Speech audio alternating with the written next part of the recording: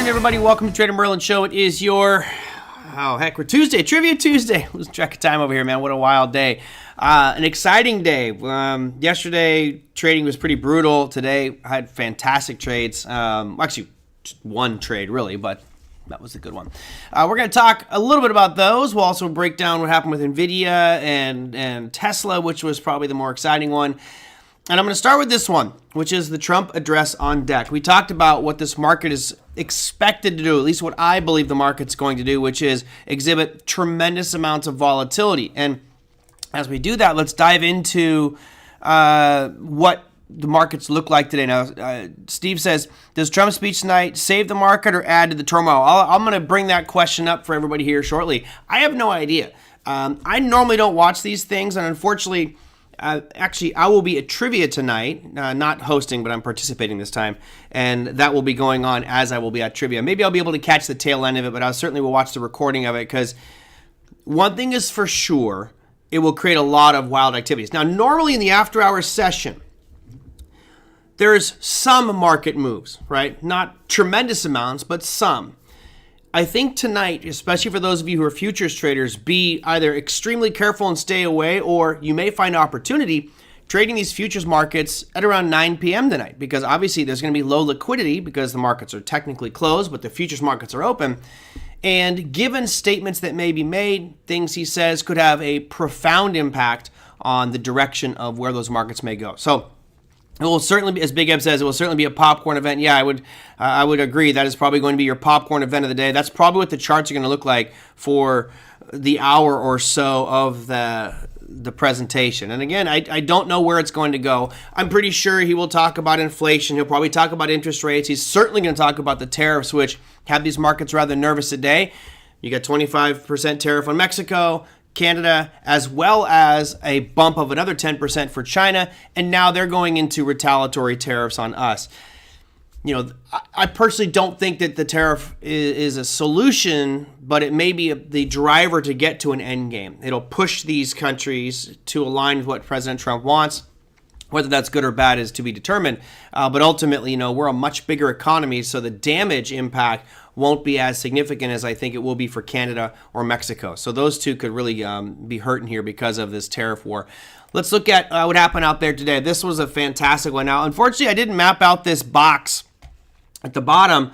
Let's go out here, because I mentioned, once we break this, you're really going to be looking for the next area of demand. And as we came right down into it today, like to the T, actually one slight blip higher. I was looking at the 4-hour time frame for the S&P, and that's where I was making my demand zone off of. So let me real quickly just zoom in where I had my demand zone drawn, which I actually went in here. There you go. We'll move that to there, from there to there.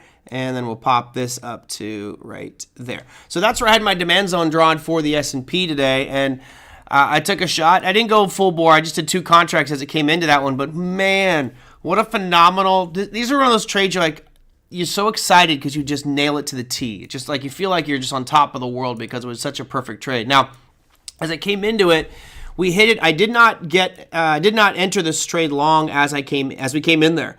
It was literally the retest. I got an alert, and then by the time I got to it, I was in the middle of something. It came back down and retested it, and I decided to go for it long there. And what made this one so special was, as it started to rally, my expectation was it was going to come back up to this 58.10 mark. So I set a mental stop loss, which means, correct, 9 p.m. Eastern time, KF, 9 p.m. Eastern time for Trump tonight. And I kept moving my stop loss kind of manually up below these lows. And I said, okay, next swing high or pivot high, we've got it there. And as we got close to the end of the day here, I just said, forget it. I don't want to carry this thing close to the end. So right around 12:15, I think I posted, exited that trade, and conveniently was right near the high for the day. And it basically was really this area of supply that came over right around 58, 57, where I kind of thought we'd sell off anyway. So what a phenomenal trade for the day. And then it just kind of whipsawed aggressively to the south side here, giving back most of those gains. So big swings of volatility. If you want to go from where we closed at yesterday, let's do let me switch this over like a 15-minute time frame perspective. Let's go hourly just to make it easier to work with. If you go to where we closed at yesterday to where we were today from a market swing perspective, Let's go to the close of yesterday. Boom, there's 4, and that trade was the 4th. There's the 3rd, and there is market close. Because I'm here. So from where we closed at yesterday to our low, the market had dropped 2.2%. And then it rallied 2.29%, followed by another sell-off of 1.83%. So, I mean, these are grab yourself a neck brace kind of days where you just have tremendous volatility. And we talked about it earlier this week, where I think that this may be kind of the new norm, is looking for shorter term trades as opposed to being caught in swing trades, which for me for the past couple of years have been my bread and butter. Swing trades is really where I felt I have done the best, but now it seems like I enter a swing trade, everything looks great for one day, and then everything goes back away the next day, and then it's back the next day, and it's just creating these really big whipsaws in the market. Today, I was rewarded, luckily, on this S&P trade, which is fantastic. Now, let's look at the overall markets for today. The question I have for myself is, what does this mean for our broader markets here? Right? What does this mean? If we have this big drawdown that came down to this lower area of demand, which to me is the real big breaking point for the S&P, which is, we haven't been below this thing since September. That's the big breaking point. But does this price action today with a long bottoming tail on the S&P ripping to the upside, does that give people a little bit of optimism? Well, again, I think it all comes back down to this, where Trump will be speaking, and his comments and reaction to his comments is going to really be what dictates this. So normally, on a normal, regular given day, I would agree with Steve and say that's a really bullish candle. Normally, right? If we did not have Trump speaking tonight and everything was just kind of a normal day, I'd actually be looking to go long as well, and I probably wouldn't have closed out my position, to be honest. I probably would have held it. Now, the real question is, do we get that momentum follow through? Because it looks really positive, right? You got that long bottoming tail. But again, when you break up into a 5-minute time frame, we had, even though that, let's measure how long it took to go up. These are 5-minute candles, by the way. So we'll go I'll go there to its peak. It took 44 bars to go up 1.77%, and it took 6 bars to go down 1.83. So there's the stairs up, the elevator down approach. And, that certainly tells you that people just are nervous as all heck and not quite sure where things are going to go, which is, again, one of the main reasons why I dumped this thing before the end of the day. I just didn't want to have a big position in the S&P. Not big position. 2 contracts isn't a big position, but I wanted to be liquid so I can maybe capitalize on some of this later on tonight or maybe even tomorrow morning. Yeah, John. It's one of those ones you just kind of look back and go, wow, that was great. It's hard to not feel good about that. But again, I could easily be caught whipsawed and not have turned in those numbers. But it was about having rules in place, right? It was buying at demand zone. It was setting rules for my stop loss and said, next swing low, I will exit that position. And fortunately got a runner. Runners are one of the big things that you dream about latching onto is a runner. All right. Let me see. You guys got a whole bunch of commentary. Right now, our trading is anything but top of the world. Yeah, well, it's just a complete crazy part. Let's see. A 30-point day used to be huge prior to 2019. Yeah, 100 point. You actually had more than that, but I didn't get the whole thing. I actually felt very fortunate of how much of that move I got off the bottom. I mean, if you go from our dead lows here, the range is 131 points. All right, so I caught a very good chunk of that, and normally, I'm gonna try to nip away at pieces of it, but this was just luckily I didn't get stopped out. It kept on trailing higher and higher and higher, so I felt really comfortable about this. So, this might be our new normal, and we can go out here and look at something like, let's go to the daily, and I'll just add ATR on here to get an idea of how that might look. Let's go average. All right, there's your ATR. You've noticed over the past few days, we were with an ATR of about 64 points. Yeah, about 64 points on February 24th. And as of today, we're now at 90.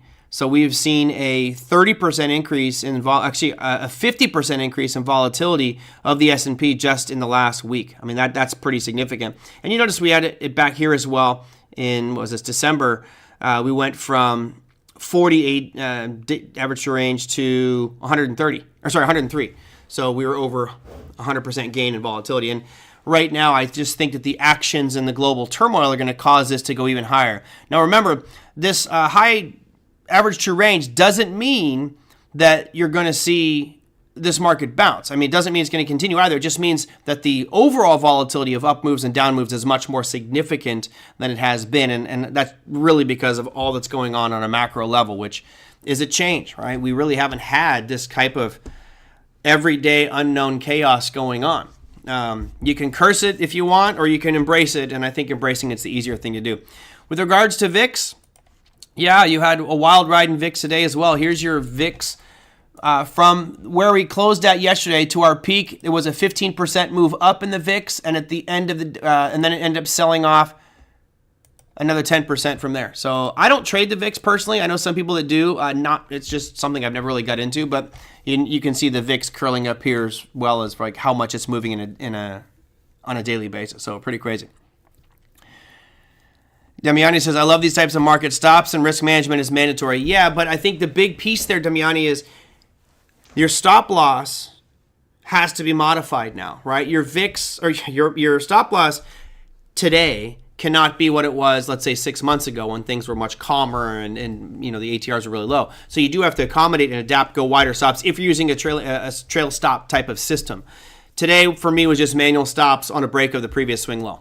So I didn't have a percentage. It was just like, keep moving it up. Next time it rallies and comes back and then moves up again, we'll move it up to the next pivot swing low. And that kept me in the trade the whole day, which is just, thank goodness, right? I need a nice good winner like that. Always makes it exciting. Now, I'm curious what will happen, but obviously we have this congressional address, and there's a lot of topics, a lot of uncertainty, a lot of speculation, a lot of hostility. There's a lot of unknown variables going around right now. And as I mentioned before, it doesn't really matter what your thought is on Trump. We'll see what happens with his speech. Hopefully it does something to maybe calm some of these fears that people have of inflation, etc. One of the things that's popped up here has been the need for the Fed to lower rates again. And we talked about that on how we saw it really, the probability starting to increase that we're going to get more rate cuts by the end of the year. I thought this was kind of interesting. If we go out to December, it's now pricing in a full 3 at 31.6%. So this is what we were at yesterday, but last week we were only at 23%. And this whole curve, by the way, is shifting from right to left. Now, you're probably wondering, well, why are we seeing that slide so much if inflation is already so high and the expectation is that it's going to be higher than that? Well, it's really because of economic growth. If we see GDP drop, and I showed you the chart yesterday of the Atlanta Fed forecasting a negative 2.8% GDP rate, that's significant. I mean, that's bad. That's an economic contraction that we don't want to see. Therefore, lowering that short end of the yield curve might foster some growth and help us get out of there. But let's be honest, I think a lot of it's going to have to do with tariffs, global tensions. There is speculation now that Trump may add tariffs to India as well as the EU. Given the statements that I was receiving from some of my friends on how they're like, well, they're talking about boycotting American goods and services, then I would imagine Trump would probably want to slap some tariffs on the EU. It's like, oh, you're going to play that game? Well, then we're going to tariff. Yeah, so who knows if this gets far worse before it starts to get better, but the ball is definitely rolling. And here we have we have a presentation this evening which could really either add fuel to the fire or soothe things a little bit. Trump tends to be a very fiery character, so we'll see what it says here. I love the comment that Les says, I'm expecting a very calming speech tonight. I'm not expecting it either. I do think it's going to be a volatile one. I hope it doesn't turn into a shouting match because it might show an even greater divide in the country from a political level. I'm hoping it remains clear, concise, and as a leader, it should come down to, yes, we're doing all of these things, but here's the purpose. We'll stand our course. Here's our end objective. And if we get these things, then everything will be fine. But who knows? You just never know. No worries about the speech. Non-factor. I wouldn't say I'm worried about it, Jeff. I'm certainly not worried. I mean, as a trader, I'm not worried at all. I am concerned that things may be said and done, which could paint a nasty picture for global harmony. that's kind of only my real concern, is that things may be done that could disrupt the calm and presence that we have on an international level, even amongst our allies. Let's see, what did Liz say? When he slaps a tariff on Antarctica, yeah, he's definitely gone too far if he hits Antarctica with a tariff. I'm with you on that one. So, for now, it looks like we are possibly looking at a slowing economy, GDP slowing down, and therefore the expectation is for rate cuts. I'll go to the March 19th meeting, which of course is only a couple weeks away. Right now, you have a 95% probability they're keeping rates right where they're at. So no change there, and I'm definitely in that camp. I don't think they cut rates yet. Yesterday was 92, so a little bit better today.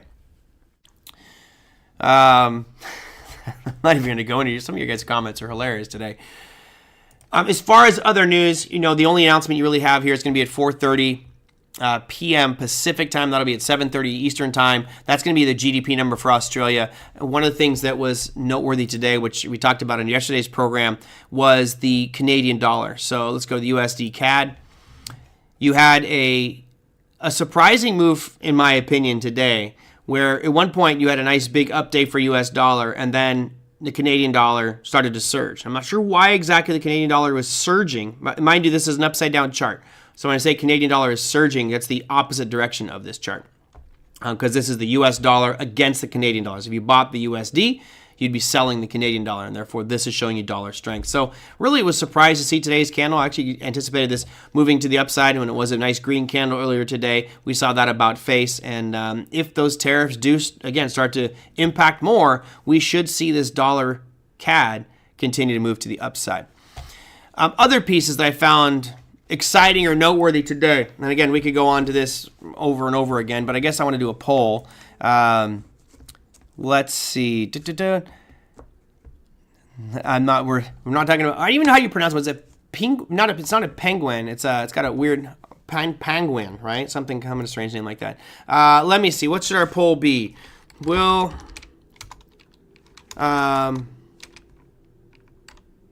just gonna do bullish.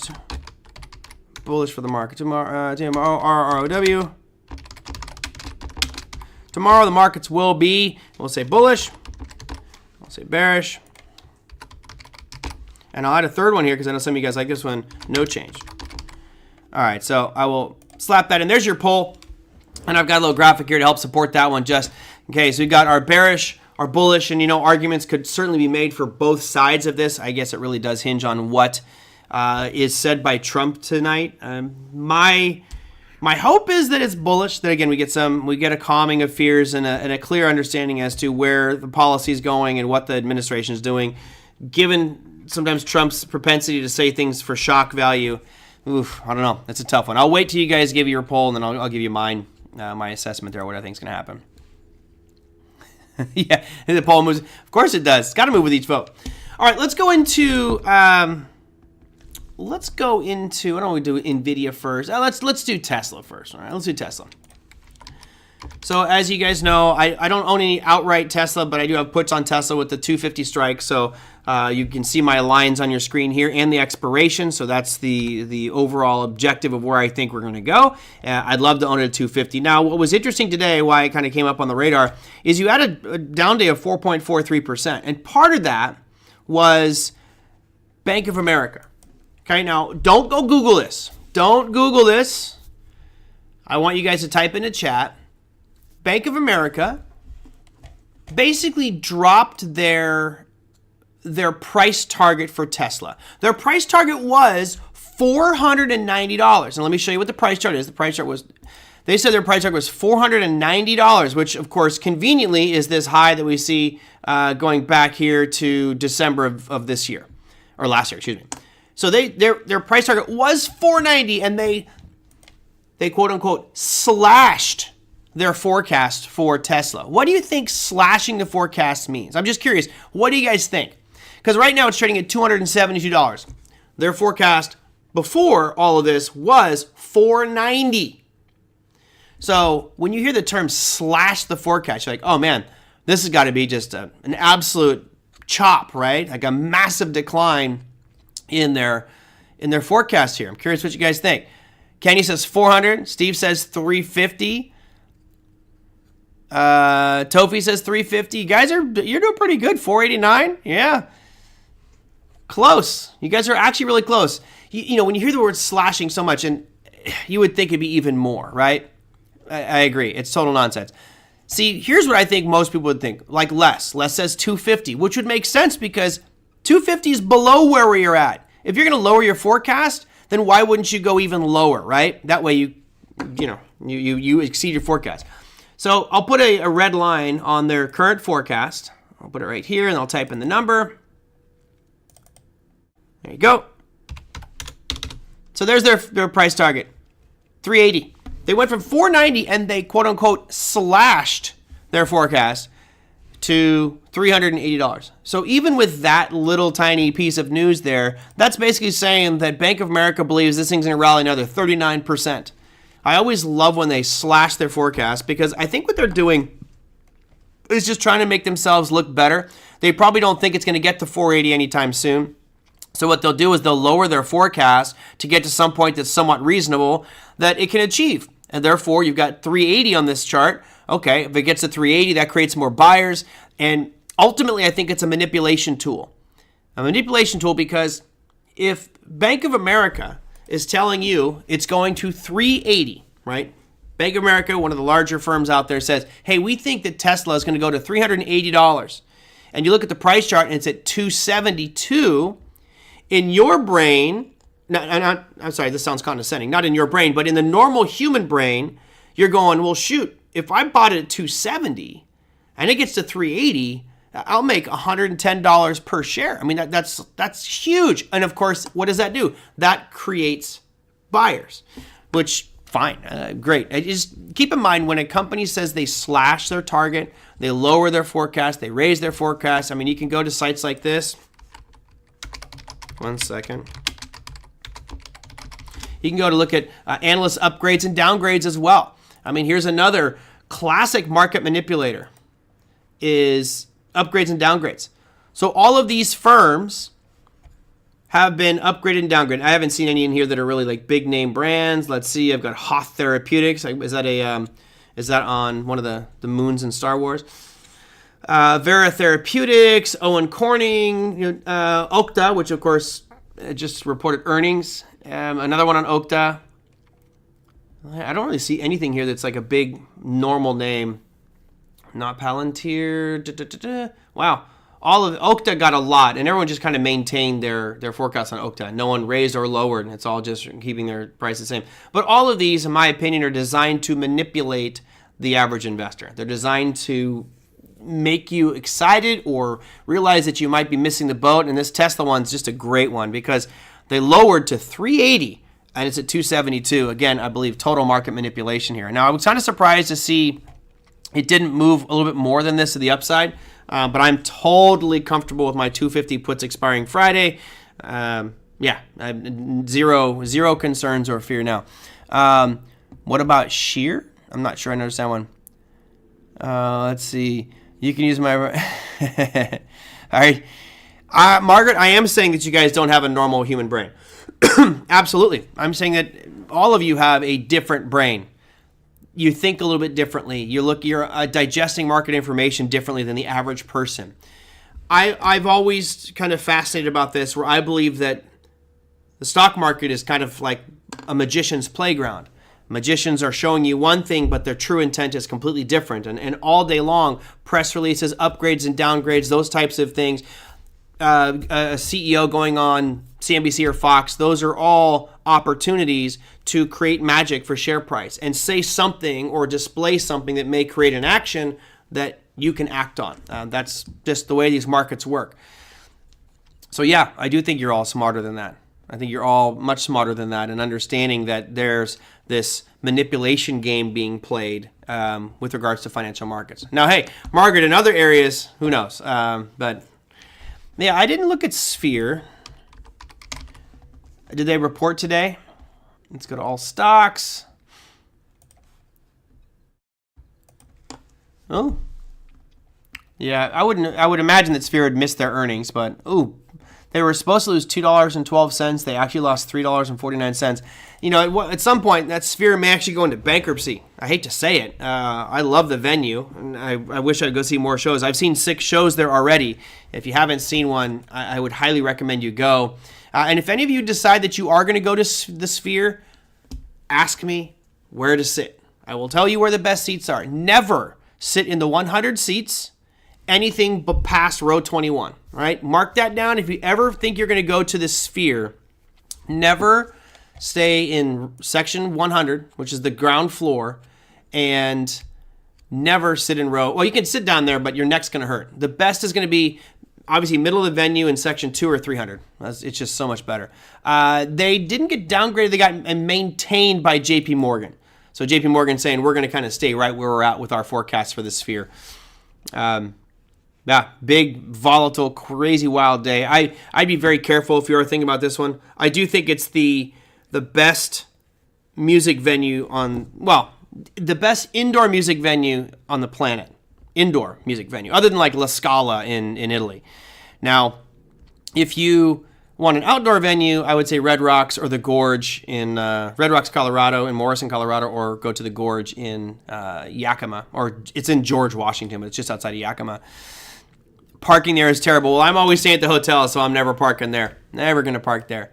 All right, let's end that poll. You guys are pretty split, and I think that this just goes to show you how these markets are perceived. Based off what our comments here, you got bullish 51%, bearish 44%, and no change is at 4%. So realistically, it looks like not a big impact on tomorrow, which I think was a comment from some of you that, no big deal for tomorrow. So let's see. I mean, I personally, I do think it's going to be a slightly bullish piece just because we've had so much pain over the past couple weeks. If you look here at the SPY or go to S&P futures, where's my S&P? There we go. We're right near the bottom of this. I mean, if any time is going to happen for a little bit of a bounce, I think it's going to happen right now. But who knows? Again, anything can happen starting tomorrow morning and late night with the futures tonight as well. Red Rocks is crazy. It should be a bucket list item for anybody here who loves music. Oh, parking at Red Rocks. Yes, parking at Red Rocks is an absolute nightmare. I've hitchhiked out of there. Well, I could tell you a lot of fun stories from Red Rocks. But yeah, the Gorge Amphitheater in Colorado, in Yakima, Washington, or George, Washington, is one of the better ones because it sits on the edge of a Columbia River or Colorado River, one of the two. And it's just this beautiful gorge. And it's all outside. You can go camping for multiple days. Pretty awesome. Let's go to some of the other ones here. So I had Nvidia as well, was something I want to talk about today. They had a nice little rebound, even though earlier this morning they were way down. At one point we hit a low price of 110. I think Big Eb, you bought some or sold some puts on it. I wanted to today earlier, but I was just too busy in my S&P trade. It was kind of focused on that one and teaching and doing all kinds of other stuff. So thanks, Steve. Yeah, Columbia River, that's what it was. So there wasn't really a strong demand zone per se for Nvidia to bounce out of. It actually was kind of getting near something. I talked about that 108 level. But nice rally up here today, and more analysts reaffirming their price targets and talking about how Nvidia is just this great company that you got to own long term, and that's part of the reason we saw the jump. Currently at 117 in the after-hour session, so some nice swings there. Now, let's go PLTR.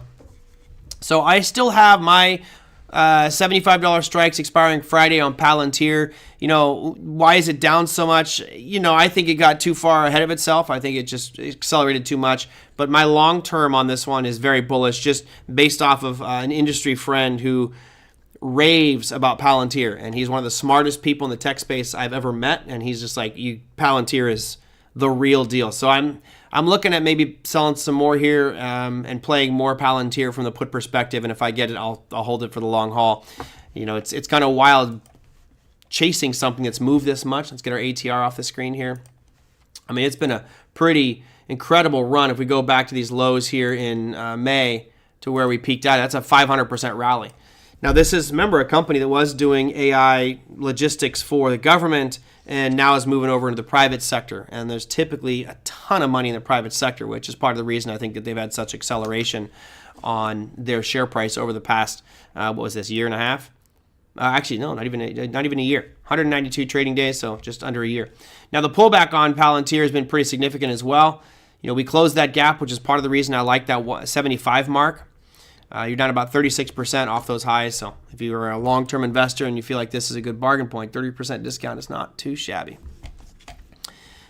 SMR. New Scale Power. So they had earnings yesterday. I reported Monday night. They were supposed to lose 12 cents. They lost 70 cents, or 69 cents. Really surprised it's not beaten down more. It was up 11% today. That's pretty surprising. I have not been following, SMR's chart New Scale, but they went a pretty ugly slide. Given that number there, where you're expected to lose 12 cents and you come out at losing 69 cents, that'd make me a little nervous about this one. I don't know enough about their exact business model and why they would lose that much money. But they've been negative. They're supposed to lose 14 cents, lost 18, so they're losing more money now. I'm sure that has to do with investment, overhead, infrastructure costs. Nuclear ain't cheap. But yeah, they came out with earnings on Monday and not looking so good. What else we got there?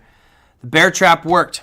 I would agree. When you look at our top 8 here, which I'll run through right now, I was going to do it later, but I'll just do it right now. Your S&P, you could argue is a bear trap. Argue is a bear trap. As you can see, it broke that lower band today, triggering, I'm sure, a whole bunch of people short selling it or getting out of their longs, and then there's another demand zone right below it. To me, that's a pretty interesting one where you break a demand zone, or at least a channel, and then it falls aggressively because so many systems are triggered to do that, which I think is what happened, and then they're selling right into this stronger area of demand, which was a pretty big launch point from back on election day on November 5th of last year. Now, the only negative side to this is not the first time it's come back into this demand zone. It was hit multiple times already back in November. So that was your worst performer, down 1.2%. We're outside of that top yellow box, but certainly holding the bottom one for now. We'll see if that gets challenged tomorrow. Your Russell 2000 is down 1.09%. It also breached that lower band before bouncing back in and not closing below it.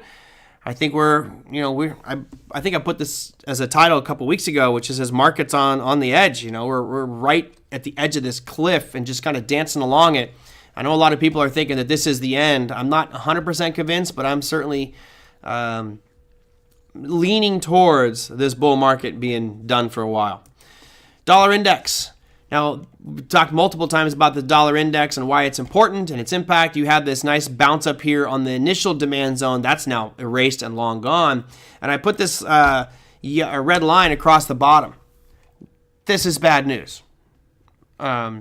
Seeing that dollar fall like this, of course, is what the Treasury Department wants. They want a weak dollar. It really hasn't impacted too much on some of these other currencies, which is surprising. This is against the euro, and I'll show you the euro chart here in just a second.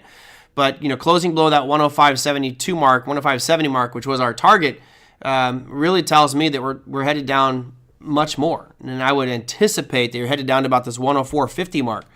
I'll capitalize or put another line on here for you, just based off the stair-step approach, going through, David Warner's whole number psychology. Right, that's where I'm looking at this thing going down too. And we'd already drawn out some expected targets for this one. I forgot why we actually drew this sell-off point here. Are we living on a prayer of the stock market? I wouldn't say that. I would say, the market is setting up to give you another opportunity. The challenge is, when do you throw in the towel on your long positions and now start to say, okay, I got to start working short positions. That's the ultimate trick. The good news is I've managed to capitalize on most of this down move so far, except for being underwater on MicroStrategy. Everything else is done well, but at some point I'm going to have to shift my bullishness and go into that bearishness, right? That transition's the tough part. And it's easy to stay in your lane for miles and miles and miles and miles, but all of a sudden when you get detours, you got to figure out, where do I go? Rob said another one, demand zone lower. Yeah, in this dollar index, I could certainly see some a little bit lower, and I would, ultimately you get down to the 103, call it 103.50 mark. Let's just change that to 103.50 because I do like whole number psychology or change psychology, and that puts us pretty much down where that target was. So this is kind of a conundrum, because remember, the dollar gets weaker. That should be good for the markets overall. It should act as a catalyst for earnings for companies, but the global trade issue and tariff war will start to eat into this as well. And I do expect a disconnect. I expect a lot of disconnects where historically it's like, okay, stock market falls off, gold rallies, or if the dollar gets weaker, equity markets rally. Right now, the dollar and equity market's tanking. And I think you'll see disconnects for a while until this system can be reset and understand how all these chess pieces are officially going to move. It's speculation at this point, so pretty wild. Bottom line looks like a good, yep, I would agree. You know, you look at this picture here, and I've been saying I'm bullish on that dollar going forward, but I can't. I have to stay with this trend. Oh, I knew why we drew that. We were talking about the trend is your friend till the bend at the end, and I think I just went like this. Let's just go through the most points of contact. You know, there's your trend line right now going through the tops of the bodies. I'm not using the wicks. I'm just going through the bodies. You can see 1, 2, 3, 4, 5, 6, 7. So I would say that's your downtrend line right now in the dollar index. Trend is your friend till the bend at the end, right? So at this point, I would just keep my eye on this dollar index as a better opportunity for a downtrend and selling opportunity. NASDAQ, since we had some nice little up moves today, we did breach that lower band, but where do we fall into? It's like just right on the dot to this little area right here. Dead center of that one, and popped out of it today. Does this hold? This to me is where the day trading side of things make it much better, because on today's fall, I caught the S&P in this kind of situation, but the NASDAQ had a similar picture where it came right back into this demand zone and then started to rip out. So again, if I look at this picture, it just tells me that we'll probably have a bounce back up, but I don't think that that's going to end this downtrend, this negativity that's precipitated for the past couple of weeks. We'll probably get a rally a little bit higher, maybe to 20,800, and then continue the sell-off. Would be my educated guess. Crude oil did what? Tiptoed right into that yellow box we drew out, literally tailed into it and ripped out of it again. So whether you're trading crude oil, S&P, NASDAQ, you had great demand zone buy points today for those of you who are intraday traders. We just textbook. Gold, I think will just continue to move higher. I think gold's going to get higher and higher and higher based off this market uncertainty. People are going to have that flight to security. And maybe that's part of the reason we saw Bitcoin get a little bit of a pop today. Certainly coming off the heels of the last two sessions with just insane volatility out there with Bitcoin and cryptocurrency in general. And our final piece. And by the way, tonight, I'm curious to see if Trump says anything about that strategic Bitcoin reserve. He's getting a lot of heat and pressure from industry experts that say you don't want to have anything other than Bitcoin in that strategic crypto reserve. And I agree. I'm 100% in that camp of you should not have anything in there but Bitcoin. It should not be a crypto that's owned or manufactured or maintained or updated by a business, by a central entity. I just think that that's the wrong way to approach it. Let's see. I had a comment that was in here I want to get to. So yeah, I'm hoping that it does come down, bottom line, that Bitcoin is the one that gets added to the strategic reserve, but you never know. You never know which way it's going to turn. All right, hold on. I'm trying to bring up a question. I think it was from Les. You asked a question the other day, which I want to get to. And I'll turn that off. And, this was from Mario. So Mario sends this one. He says, I'm interested to hear if your $250,000 price target for Bitcoin by August of this year, actually by November, really, is still on the table. It is definitely on the table. I would say it's definitely on the table, but it's becoming more challenging to get there given the way that prices have moved, right? Shiba is in. Margaret, beat it. Get out of here. Shiba, we knew. I think that what you're going to get maybe is a whittling down of what actually goes in that strategic reserve. I actually hope it. Remember, there's a strategic reserve and then there's a digital asset stockpile. I think the stockpile can be moved and sold and traded. The reserve had purpose behind it, and that was this portfolio can't be sold for 30 years. Completely different in their objective, right? The digital asset stockpile is more about trading, and to me opens the door to a bunch of manipulation. The strategic Bitcoin reserve is we're going to lock in this asset, we're going to accumulate this asset, and we're not going to sell this asset. That's a very different approach. So if in the strategic reserve, if it adds something other than Bitcoin, that certainly takes away some of the firepower of Bitcoin. But I do think you're going to get two separate ones. I think you'll get a strategic Bitcoin reserve and the stockpile, if you will. The question is, where does the money come from? If you're like Michael Saylor, you kind of just print it, right? You issue all this debt, raise your money, and then you buy your Bitcoin and keep driving price up. If you're the government, well, you can print money. The concern is that they may actually sell other market assets to buy these cryptos. And one of the concerns, which is part of the reason we saw such a aggressive sell-off, is that they might sell the Bitcoin and buy Cardano and Avalanche. Let's see, what's going to be in the reserve? Ethereum, Solana, Cardano, Ripple, and Bitcoin. Those are the 5 that are right now verbally going to be in that digital asset stockpile. Well, maybe they sell some of that Bitcoin, and that's been part of the concern with Bitcoin.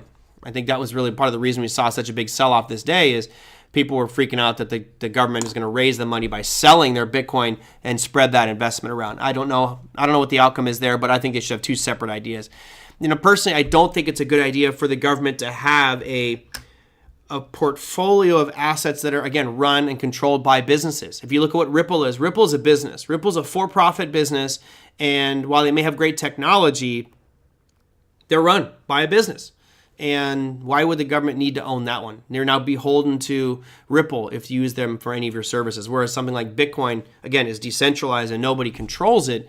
That's a true commodity. Like crude oil, like corn. No one entity can control oil or coffee or wheat or soybeans. The collective producers of it are the ones that can control the prices, and certainly there can be some manipulation there. But when you take it out of a controlling hand, I think you have a much better product and service. I don't know what happened to make. What did you say, Jeff? Wheat futures have been crashing big time, but now into potential buys. Yeah, and I have to claim ignorance on this one because I've been burned by commodities before. You have to know so much about all the little nuances. But let's just run through the commodities here because we are having an inflation debate. Is there a website that focuses entirely on futures news? More research, I think, would be one of them. MRCI. Yeah, I'm sure there are. I don't focus on those ones. Coffee, still surging. We're up 3.7% today. You had cocoa. Wow. Glad to see chocolate falling. I didn't realize it had fallen this much. I don't trade it, but we were down 39% over the last 50 days. Pretty impressive. Here's the one that's most important. So my hamburgers and my ribeyes get cheaper. Live cattle has dropped significantly. And of course, this might be a nice piece for our inflation debate. From peak to trough, about an 8.77% slide. Your sugar. Yeah, and this is why I don't trade it. I mean, look at the volatility on this thing. Sugar has fallen just in the last 5 trading sessions, almost 17%.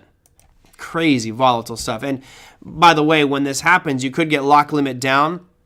And that really is one of the scariest things when you're in a commodity futures getting lock limit.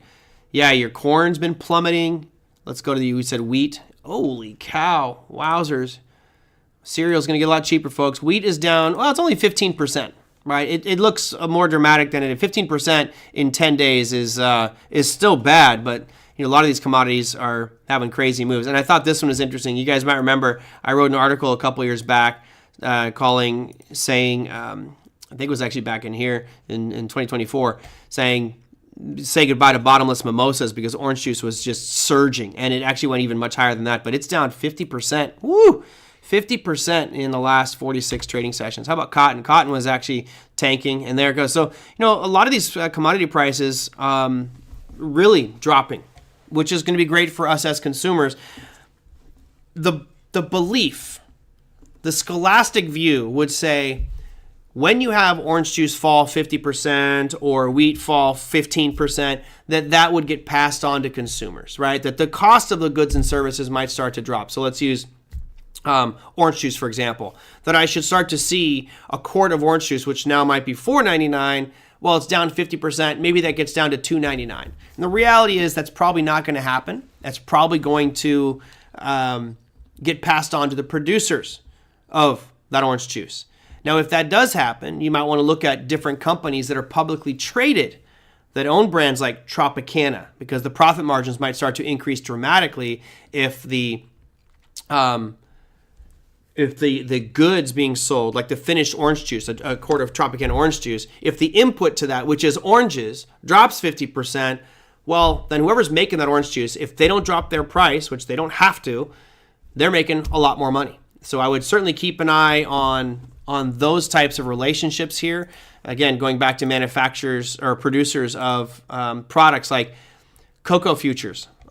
This could really be a good thing for something like Hershey's, right? It was HSY.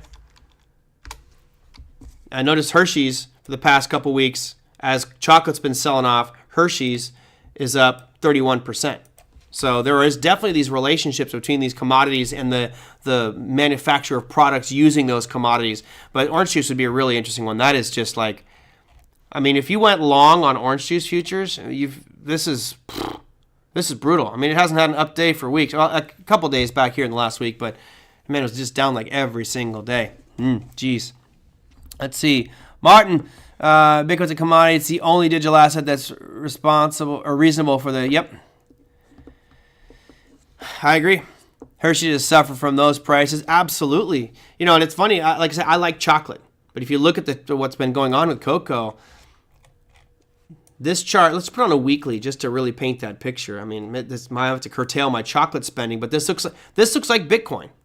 I mean, this does look like the chart of Bitcoin. It went from, if you go here in 2022 to this low point to its high point that we achieved just in 2024. So in 2 years, a 489% increase in chocolate. Cocoa futures. Wow. We should not announce ahead of time what crypto goes into the reserve. I totally agree. Total manipulation there. Absolute manipulation. And you know, keep your eye on some of these internet data guys. What they're looking for is, you know, people who are front running and trading these news by Trump and others. And Trump will continue to release announcements. He'll say something or tweet out something about Bitcoin or Ethereum or Cardano and saying that he's going to do something great for it. And notice the hours or days before that will be massive leverage positions in the direction that he's promoting. So there's definitely some insider trading going on some level, whether it's his family members or people he knows or someone just close to the administration. There definitely is somebody who's capitalizing on this, and it may come to fruition and that they get caught and we get to see them bust him. That's our secret. Cocoa is a leading indicator for Bitcoin. Probably not. Indigo says the production of cocoa is way down due to climate and disease. And again, that's why commodities are so difficult. It's not just the trend is your friend until the bend at the end, right? It's, are there storms headed that way? Is there rot going on? Are there pests? You know, do we have labor shortages? There's so many factors with commodities. Oh, yeah, making his friends and family rich probably. All right, let's look at what's happening for tomorrow. We have some economic announcements that get a little bit bigger, at least from the U.S. front. As you can see here, we've got our first major piece of economic news for the unemployment market, which is ADP non-farm employment change is going to happen. That's 1 hour and 15 minutes before the markets open tomorrow. So that'll be an early one. You also have the ISM services PMI at 7 a.m.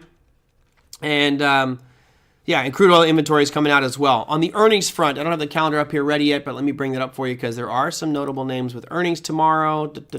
Where's my calendar? Here we go. And for mañana, we have Marvell Technologies, which is one of the big players in chip makers. You've got Viva Systems, Zscaler, MongoDB, and that's pretty much it. So those are your big names reporting tomorrow.